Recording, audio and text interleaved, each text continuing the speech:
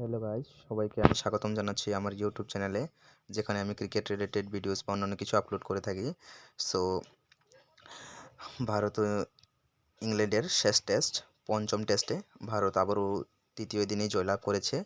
যেখানে প্রথম ব্যাট করতে নেমে ইংল্যান্ড প্রথম ইনিংসে তেমন কিছু করতে পারেনি, 218 রানে তাদের ইনিংস সমাপ্ত করে। জবাবে ভারত বড় একটা স্কোর করতে সক্ষম, যেখানে প্রায় ভারতের লিড ছিল 200 রানের উপর। সেখানে ইংল্যান্ডকে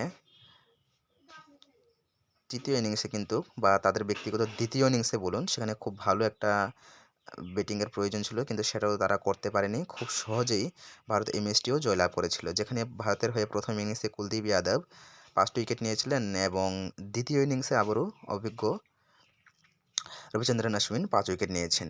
ইংল্যান্ডের হয়ে প্রথম ইনিংসে শোয়েব বাসির অসাধারণ বল করে তিনি 5 উইকেট তুলে নিয়েছেন।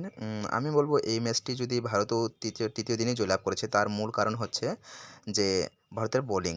আপনি টেস্ট ম্যাচ বলুন, যেখানে বোলিংরাই কিন্তু আপনাকে ম্যাচ জিতিয়ে দেবে। অবশ্যই ব্যাটিংরাও জেতাবে, সে কথা আমি বলছি না, কিন্তু বোলিং যদি আপনার দুর্বল হয় তো আপনি যত বড় রান করেন না কেন, সেটা আপনি ডিফেন্ড করতে পারবেন না অন্যান্য ফর্মেটে। কিন্তু এই ফর্মেটে যাই হয়েছে যে টেস্ট ম্যাচ জেতার জন্য যে 20 উইকেট তুলে নেওয়ার দরকার, সেটাই করে দেখিয়েছে ভারত। সহজেই তাদের উইকেটগুলি তুলে নিয়েছে, যার জন্য ভারতকে জয়ের জন্য তেমন একটা সমস্যায় পড়তে হয়নি। যেখানে তৃতীয় দিন থার্ড সেশনেই ভারত জয়লাভ করে। এই ম্যাচের নায়ক যদি আমরা বলি, আমি বলবো যে এই ম্যাচের নায়ক কোনো পার্টিকুলার কোনো পার্সনকে আমি দায়ী করছি না বা তার ক্রেডিট দিচ্ছি না। আমি বলবো পুরো টিম ইন্ডিয়া এই ম্যাচের জন্য দায়ী, বিশেষ করে বোলাররা, এবং ব্যাটিংও ভালোভাবে করেছেন। যেখানে শুভমান গিলের 17 রান, রোহিত শর্মার 17 রান আমরা দেখতে পেয়েছি।